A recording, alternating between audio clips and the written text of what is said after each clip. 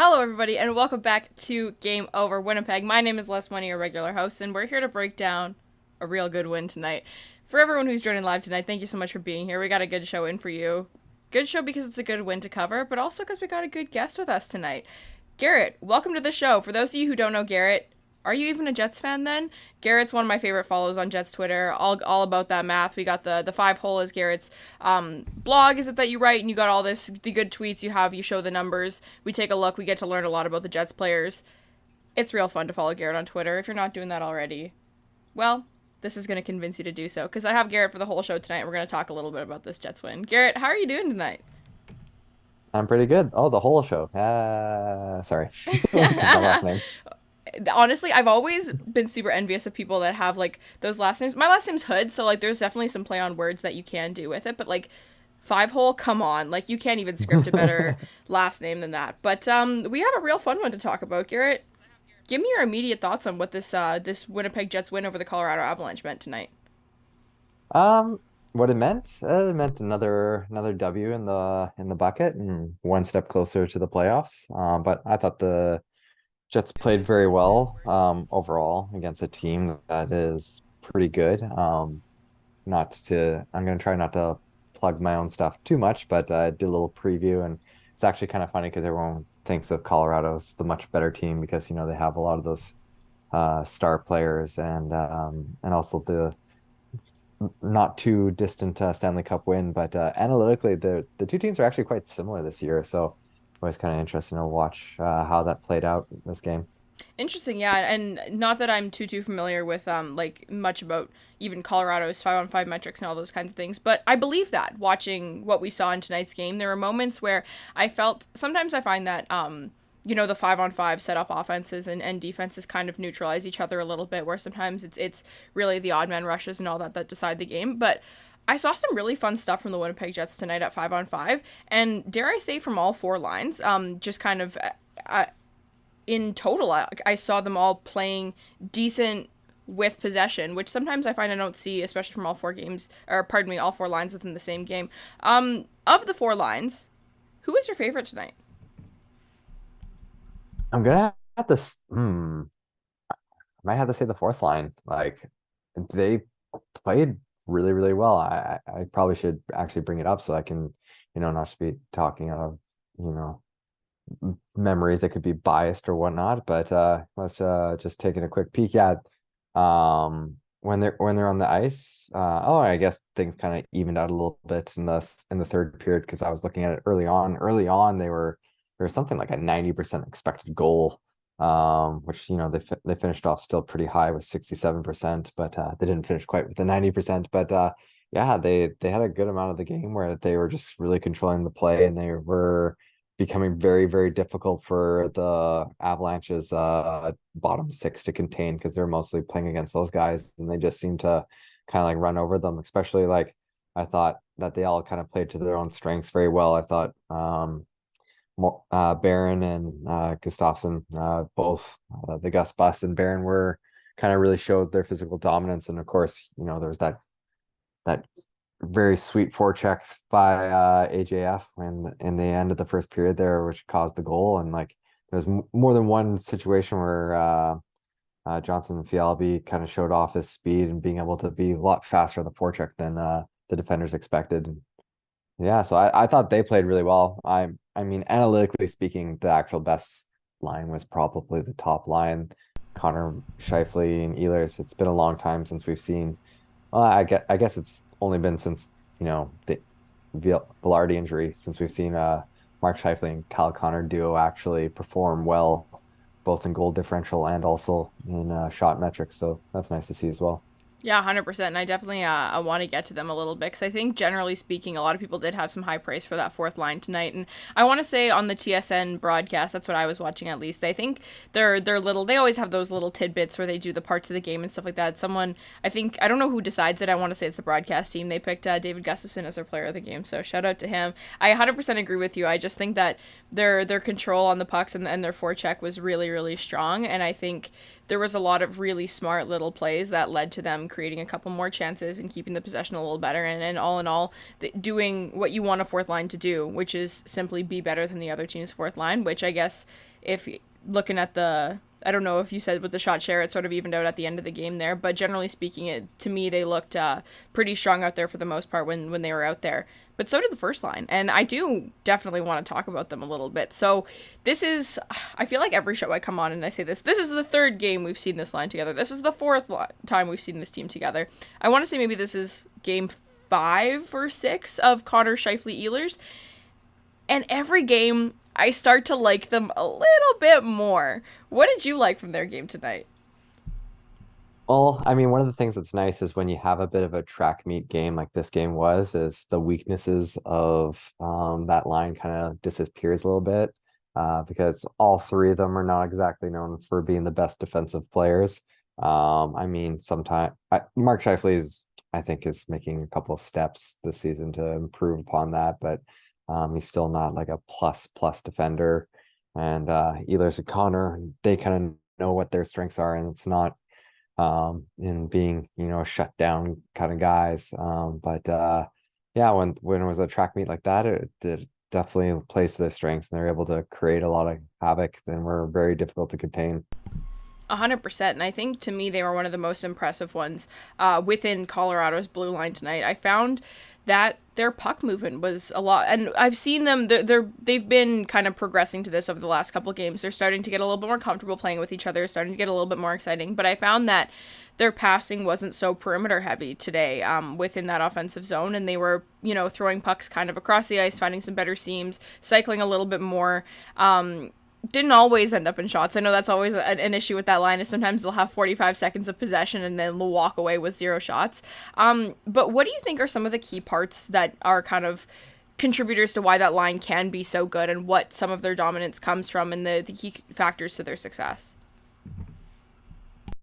I mean, part of it is the reason that they are just the 3 best players on the Jets. I mean, you can debate Velarde might be able to compete to knock one of them out. But historically speaking, before Velarde was on, that's your 3 best guys. And like, even if they all have weaknesses, and some of those weaknesses are being kind of overlapping, just the fact that, sometimes you can out quality your weaknesses, which is, sometimes coaches try to, underplay that a lot. Oftentimes you'll see them trying to, gun for that perfect chemistry, which is why we saw, defensive players like Iafallo and Appleton, although Appleton's not super defensive, even though he plays in a very defensive line. But you kind of see them trying those type of people first to try to like counterbalance the weaknesses. But the problem is that, while those players are pretty decent, they're not nearly in the same caliber level as Nikolai Ehlers. And I think another reason is just because while Mark Scheifele and Kyle Connor do get the puck out with possession at a high percentage, they also lose the puck in the defensive zone at a high percentage. And Ehlers is one that gets the puck out without that high risk. Ehlers tends to be more high risk in his plays in the opponent's zone, which is a little bit different. Which allows, so he's keeping the puck out of the defensive zone, which kind of diminishes the risks of Scheifele and Connor, where they kind of sometimes play in the defensive zone almost like they are in the offensive zone in terms of like their passing lanes and their soft touches, which sometimes isn't the best thing to do when you're in the D zone. Yeah, 100%. And I feel like that makes a lot of sense. I don't know if you have some of the most interesting metrics and all the types of things that I feel like people are like, oh, I wish there was a number for that. And there is, because I definitely would agree with that, just from like observationally, that Ehlers tends to make you go, ugh, sometimes when he's in the offensive zone and making those plays, but not as much as, or not to the same degree as Kyle Connor and Mark Scheifele do in their own zone, but it's kind of a little bit of give and take there. So if you can sort of neutralize it a little bit, maybe it's a match made in heaven in that sense. But with that line staying together up top, that left Iafallo, Perfetti, and Velarde on the second line, which didn't last all game. I want to say maybe partway through the second. I don't remember exactly when I noticed. Actually, yes, I do, because it was on a goal. It was on... Yeah. the second goal, right? Was it on? Hmm. Yeah, they Yeah. switched Niederreiter and Iafallo. What did you think of the switch?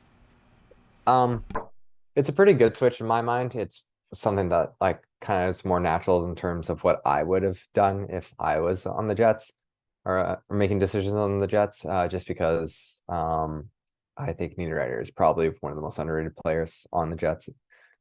Just he's always been a analytical darling, quote unquote. The fact that he tilts the ice quite a bit. Um, and like that line has been struggling a little bit.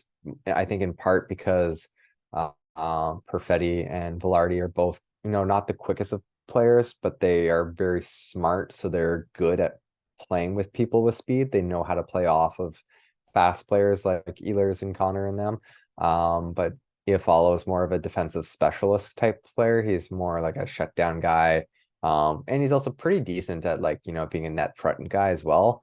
But Perfetti and Velarde weren't really uh, being able to utilize him. While Niederreiter, he's not like blindingly fast, but I would say he plays with a little more pace than Iafallo does, and he's a little bit more what's the word that I'm looking for? He's a little more not hands-on, but he's a little more direct in his contributions in terms of tilting the ice, and he's a little bit more in carrying the play himself. So I think that kind of helped out the Velarde Perfetti line, and I think that while um, Iafallo on the Lowry line might be a little bit of a step down in terms of offense.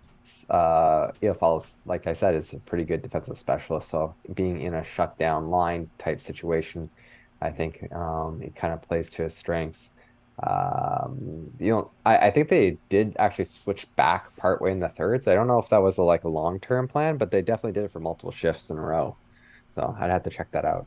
Yeah, no, for sure. And I think you make a good point about kind of the types of players and the types of roles that these lines can take on. Because I know that over the course of the season, there's been always that dilemma about the second versus third line. Which one's the second line? Which one's the third line? And also what kind of matchups they're getting tonight. Don't know if you have this pulled up in front of you, but I want to say, whenever there were shift changes and things like that, I want to say I saw a lot of the Lowry line and the Scheifele line out against the McKinnon line for the most part when I was taking a look out there. And I think both lines, for the most part, did a pretty good job of containing that line, generally speaking, at 5-on-5. But I find that Colorado seems to be, from what I observe at least, a pretty hard team to take the puck away from. They seem to control the puck really, really well. And I find that when the Jets were able to kind of gain that possession back from them, it was oftentimes at the hands of Colorado's own mistakes and stuff like that, as opposed to, jumping on them and stripping them of the puck. But that being said, I liked a lot of the parts of Winnipeg's kind of forecheck tonight, just kind of across the board. Obviously, the Axel Jonsson-Fjallby assist is kind of the hallmark of that, where I thought he was going to go for a change, but he decided to go and chase his own puck, and it turned out to have a nice reward to reap there. But generally speaking, what did you think of the way Winnipeg kind of forechecked against Colorado's strong defense tonight and how that kind of helped them? Yeah, I definitely think putting the pressure on Colorado was a good move. Colorado's a team that plays very well with speed, so you try to choke that speed as fast as possible. They're a very good rush team, so I thought the Jets came with a pretty solid plan of attack on those guys. And to kind of go off of your setup on your question, but not specifically on your question. Before this game, the Lowry line was definitely the second line because everyone would always argue which one line's the first line, which line's the second line, which one line's the third line. But the Lowry line's only been third in ice time for 6 games so far this season before this game. So whenever people kind of argue that, but I think if they're loading up their talent with putting Niederreiter on there with Velarde and Perfetti, I think that's because they're trying to gun some more ice time for that line. So I think that kind of switches them. But sorry to go off topic. Yeah, no, You're it's all setting up good. there. And I think it makes sense though, and I think that should be the goal kind of eventually, is to really kind of not limit that third line, because as good as they've been, like that, their goal is to contain and manage and all those things, and you want to give that second line a little bit more ice time and a little bit more space to score some goals, which is what you want them to do. So I think that that's, a really good point. That's a very interesting observation that they've only not been second as a line in ice time in 6 games. Fully tracks. And again, this is not a real conversation point, but then why do they list them as the third line on the depth chart then? I mean, the depth chart is done by their media people, so I'm not quite sure that is. I mean, part of it, I mean, it could be that they aren't really viewed as a 2 and 3 line. They might view them both as like the line after the top line, and so then it's score state situational, and the Jets, because they have won more games than they've lost in because that have been leading more often than they've been trailing, and so that could be part of it. Part of it also, I think, was because they were kind of sheltering Perfetti a little bit in the beginning because they were not as confident on him as I believe they should be. And Perfetti's kind of shown, why they should be as confident in him as they have been lately. So I think that's probably a large factor to it. I think it's also because people just assume certain styles of players or particular lines. I remember like the Stanley Cup winning Tampa Bay Lightning had everyone always kind of talked about Tampa Bay having the best third line in the NHL because even with Coleman and Gaudreau, or not Gaudreau, sorry, but anyways, the Coleman line and like Johnny Gord, yeah, maybe Yanni Gord, and like people are always talking about like them being the best third line in hockey, but they were almost always the second line in ice time, and it was the Stamkos line that was usually the third line. So it was just kind of, I think it's just because people view the third line must be the shutdown line, so therefore, which is kind of funny that like, I mean the best line that they had for a Lowry line since this makeup line was in 2017-18, but that line was the fourth line in ice time because they had Mark Scheifele being the top one, and then Paul Stastny was the second line, and the third line was Little, and then the fourth line was the Lowry line. So it's, and that line was playing just as good as the current Lowry line is. So that it kind of shows you how it doesn't have to necessarily be that way. There's more than one way up the mountain, but yeah. And the funny thing is I haven't really been I've argued a lot online about that Lowry line actually being the second line because they're used the second most often. But the truth is that I haven't talked about it too much because of the fact that I'm not really arguing against it, because I know last year when the Lowry line was getting lots of ice time both last year and the year prior. The that line wasn't playing as well, but also one of the problems was the Jets were losing, and they're often trailing, and they weren't. And the reason why they were losing was because they weren't scoring goals, and they weren't getting points. And I was like, you have this player named Nikolai Ehlers, who's one of the highest scoring players in the NHL. If you go relative to ice time. And they were you're used putting Lowry out there with Appleton instead, and a makeshift run of players that aren't very good, such as Menelainen and a couple other guys. Don't even talk about them. Yeah, so that stuff that when it was like that, like it didn't make sense. I was always talking about it, but then like when it's this year, when the Lowry, Niederreiter, and Mason Appleton line has actually been really, really good. So like, there's not really much reason to complain about them being the second line. So yeah, 100%. And I think in a couple games that I've noticed, like you said, especially the home games when they have control over this, it used to drive me crazy when you'd throw Saku Menelainen out there after scoring a beautiful goal, and it's like now you just lost momentum there because he chipped the puck in with his line, and then all of a sudden back the other team comes and all that. But if you put on, like you said, that Lowry line right now, especially when Niederreiter's on it, they're throwing pucks to the net and they're crash banging it hard. Like there were a couple times today where Georgiev let out some real juicy rebounds against the top line of the second, the Ehlers line, or no, he's on the first line now, the Perfetti line, where no one was there to like put it in. It's like, oh, come on, like I know Niederreiter would have been there if he was on the ice right now, kind of thing. So I definitely know what you mean about kind of the refreshing piece that comes of having that line and being as good as they are right now. let's talk a little bit about the defense. So people in the chat are already they're talking a little bit because when Logan Stanley plays a hockey game for the Winnipeg Jets, Winnipeg Jets fans are going to talk about it because that's just what life has been for the last 7 years or however long it's been. He draws into the lineup tonight. Nate Schmidt, healthy scratch once again. He gets the nod over Declan Chisholm. Immediately before the game even starts, 3 hours ago, what were you thinking about that? Well, the first thing I was thinking was, okay, I'm not going to really talk too much about Logan Stanley because I try very hard not to talk about Logan Stanley. It No matter what, people are always, even if I'm telling just straight up facts and just the truth and like this is how things are, people will always tint things in a particular manner because of the fact that I'm the guy 2 days before the draft that wrote that the Jets drafting Logan Stanley instead of either DeBrincat or Gerard would be a mistake. So because of that, turning out to be correct, and trying not to be the person that's always bringing that up. I try not to talk about too much about Logan Stanley. Ironically, Logan Stanley had a very, very good first period though. And so I did tweet about it. And, I pointed out that he had a very good first period. And not just a good first period for Logan Stanley.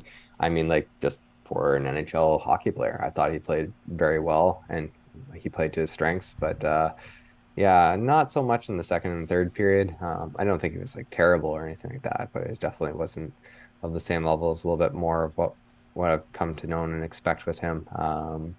I mean, he has his strengths and he has his weaknesses. The problem is that his mobility in all four directions causes and his lack of shiftiness causes him to be fairly easily exposed at times in certain situations. We did see that with one of the Colorado Avalanche's goals against. Yeah, no, Or goals 100%. for. And we're going to be seeing that number 64 on that highlight reel goal for a little while. And it is what it is. I questioned his decision making on that one for sure. But I agree. I commend his first period. And there are a couple moments where I was watching him. And I'm having a laugh at Rick in the chat here who's saying our standards are too low for Logan Stanley and all those kinds of things. I need to screenshot this and like put it on a pin or something because I have never been told that my standards for Logan Stanley are too low. I have developed a little bit of a reputation of not always being the kindest to him, so I'm gonna be. Because I think the thing about Logan Stanley that drives me the craziest is just the fact that I feel like when people argue about him, they're just arguing incoherence in the sense that they're like, oh, since he's large, XYZ thing without even understanding the stylistic player that he is. There were a couple moments in that first period where he had some nice stretch passes. Like he could pass the puck out of his own zone really well. He's good at that. He's not good at knocking someone down in front of the net or making a strategic hit on the corner boards, even though he's 6'7". That's not really the style of play that he plays and is good at.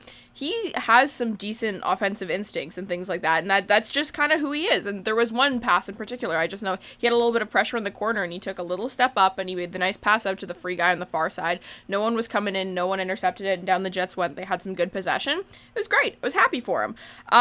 But I think it's really important to acknowledge kind of the circumstances is around it. And I don't know that I think Logan Stanley needs to be playing a lot of games for the Winnipeg Jets, knowing what we have kind of waiting in the wings. But, regardless of the Lyss Houde injury, that's kind of just only time will tell with that. But what were your thoughts particularly about him playing over Declan Chisholm tonight? And did you think that was warranted after last game? Or, this is kind of like a 9-part question, but what do you think the thought process was going on in Rick Bowness's head? I know he said that he liked Stanley's game or whatever, but it's always deeper than that. What are your thoughts?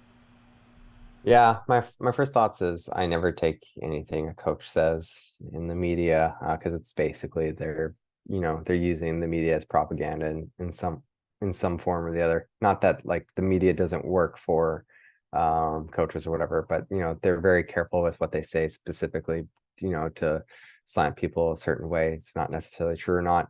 When it comes to I almost said something. When it comes to Logan Stanley, like, yeah, he's always been unfairly typecasted. Even like in junior, like junior people are like, oh, big shutdown guy or whatever. And it's like, Logan Stanley's, best, statistical attribute when he was in junior hockey was the fact that he had very, very high shot totals. He's always been, a guy that has utility in some manners, in the fact that he's, you know, pretty decent shooter. He's not never been a very good finisher, so you know, he's more of a guy that you want to use to try to create some juicy rebounds and tip opportunities, more so than someone who's, you know, going to score like a pretty goal very often, like for example Josh Morrissey did today. He's not going to get as many of those, but like he is a guy that, you know, if he was in your top six, you can use him properly if, you know, you had a team that was pretty good at getting in front of the net and taking opportunities of, you know, a guy that maybe you want to shelter and give him lots of offensive zone starts and stuff like that. But yeah, in terms of his actual defensive attributes, haven't ever been that great. Partially because of more of decision making than actual skill sets and tools. He does have, like, you know, with that size and range and reach, he does have a lot of the skill sets that could translate to being a plus defensive player, but his just decision making, just as, you know, in the last 10 years that I've watched him, hasn't been to the point that he could be able to do something like that. And so he does get typecasted wrongfully because of that. In terms of like him versus Declan Chisholm, like, I mean, I haven't seen enough from Chisholm at the NHL level that would say that, you know, he deserves a spot over Stanley. I'm not saying that Stanley deserves a spot over Chisholm either. I don't see it being too much of a difference between, not that I don't see a difference between those two, I should say, but I haven't seen any damning evidence that would lead me to believe one way or the other, I guess is the better way to formulate it. But, you know, like the other thing that I would say is that, you know, the evidence also suggests that, you know, Schmidt is not, you know, a terrible player this year either. So like he's been the guy that's been the scratch choice every game that they have wanted to get either one of or both of Chisholm and Stanley in. And, you know, I would still say that Schmidt is definitely the weaker link of many of the Jets' top six defenders, but not to the point that, like, you know, people should be desperate to move him out. It's always been him and Pionk, but Pionk plays higher leverage minutes and he plays bigger situations and he gets tougher guys. So like improving him actually would be a bigger benefit on the Jets than improving on Schmidt. Yeah, I think that makes a lot of sense, and I think the Nate Schmidt is kind of, I want to say, a little bit of a victim of circumstance in this case, where it's kind of just you rank the six defenders that are in your starting lineup by how good they are, and whoever is the worst one by whatever standard is the one who's going to be expendable and trying to get those seventh and eighth defensemen in for minutes to no fault of his own. It's just kind of c'est la vie. But I think that's a super valid and kind of, you know, a very level take to just say that, you know, straight up in the whatever, maybe 40 minutes of ice time we've seen from either Declan Chisholm or Logan Stanley, you know, kind of ignoring all other priors, which you shouldn't necessarily do, but neither of them have been egregiously bad or fantastically good in any capacity, so we kind of just let it play out. It is what it is. But all things considered, tonight did not hurt the Jets to the point of losing the hockey game. They big win against a division rival. First game against Colorado Avalanche this year. First of many, I'm sure. They have one coming up just next weekend and then a couple more in the spring. What do you think it means for the Jets to kind of be at this stage of the game? You know, we've had some ups and downs over the course of the year, but, you know, taking this win home tonight, playing and containing the Avalanche in a very good and exciting hockey game, just knowing that this division is, you know, within reach for them and how they should be feeling about this. Yeah, I mean, a lot of the things the Jets should feel good about, not just in this game, but their performance over the season. Not just looking at the wins and loss columns also, but just in general performance in most, but not all areas of the game. In terms of 5-on-5, you know, they have a pretty good goal differential. They've been outscoring teams. They've been very good defensively. They've been able to prevent both shot quantity and quality against. And after a rocky start, Connor Hellebuyck's been very, very good. Now there are definitely some areas of the game that the Jets have to improve on. Their offense has almost been strictly just because of finishing talent and shot quantity. Their actual shot quality selection is actually pretty weak. Most of the Jets' goals have been coming either A, from the left point, or B, in the slot. But the actual amount of chances that the Jets are creating in the slot are very, very low. So, if they were able to pump that up, that would definitely improve their offense, and that'd be moving them from, being a lower team that doesn't make it, or sorry, doesn't need the wild card to make the playoffs, versus being, the team that gets the home ice advantage in the playoffs. That and special teams. The penalty kill actually has underlying numbers have actually been playing pretty solid. So that's not too much of an issue. I think that'll clean up over the long term, but their power play could definitely also improve in terms of creating more chances. Yeah, no, 100%. I think those are all super important kind of aspects to look at as they close out the 2023 part of the season and move forward. Looking just kind of to wrap things up, I have kind of a more overarching sort of question. Rick in the chat is asking about your your thoughts on Velarde's first couple games back, and we obviously know that Vlad Nemestikov is out. Someone earlier in the chat was asking about what happens when he slots in. With everyone kind of playing as they are right now, except for the guys with injury, obviously, so specifically Kupari and Nemestikov, I'm not even going to throw Ville Heinola into this conversation because it's kind of a who knows what situation at this point. But what do you think this Jets team should look like as they move forward and look to kind of optimize what they currently have in their forward group? Given what they have in their current forward group, there's kind of two ways I can look at it. I look at it either a kind of keeping things as they are right now, and then when you have Nemestikov come in, you drop follow down to the fourth line, and then it becomes whether or not you want Kupari or the Gus Bus on that fourth line with Barron and Iafallo. Not that Iafallo has been a bad player, but in terms of the Jets' top 10 forwards, I think he's the least impactful in a positive sense, despite the fact that he is impactful in a positive sense. But also just looking at just the chemistry wise, I kind of view Iafallo probably he's best suited to be either with the Lowry line or in the fourth line. He doesn't really seem to fit very well with Perfetti or the Scheifele line.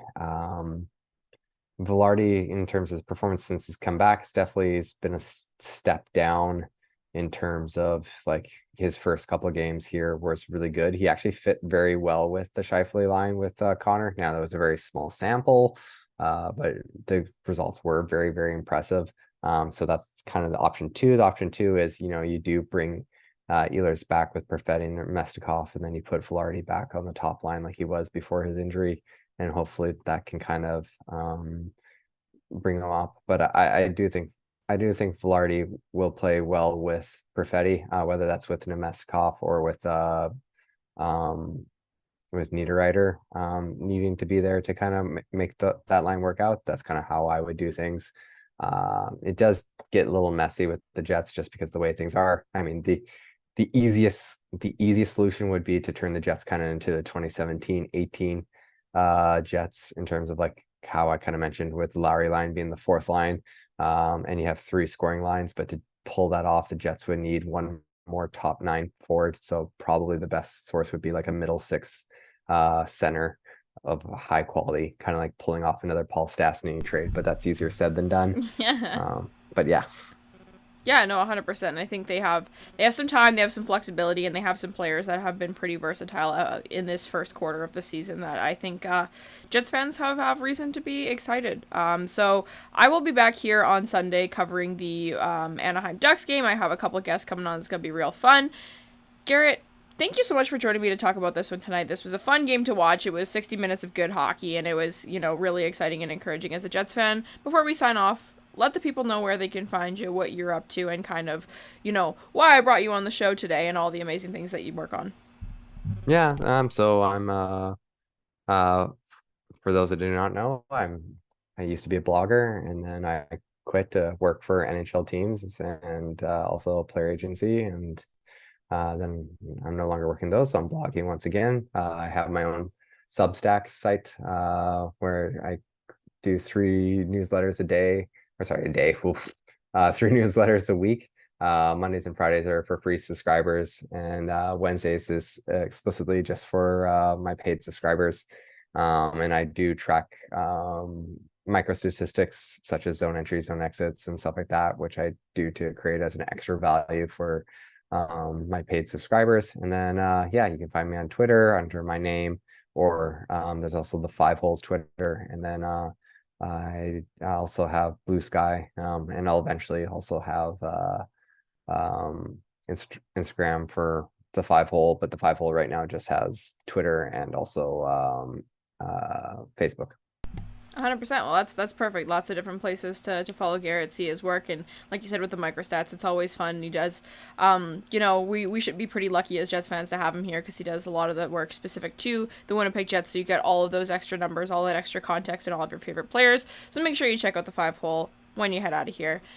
Everyone, thank you so much for joining us. If you're listening live, thank you so much for being here tonight. I know it's getting to be a little bit late here. Make sure you like the stream on your way out and you hit subscribe to SDPN. We're almost at 100,000 subscribers, which is really exciting. So make sure you hit that and never miss a show when it comes to the Winnipeg Jets or any other Canadian market for that matter. If you're listening back tomorrow or whenever you listen to your shows, thank you again for all the support. We appreciate it. We'll be back. The Jets have another 2-day break between this game and the next, and we'll be back here covering that one as well on Sunday. Have a good night, everyone. Thank you so much for being here, and we will see you next time.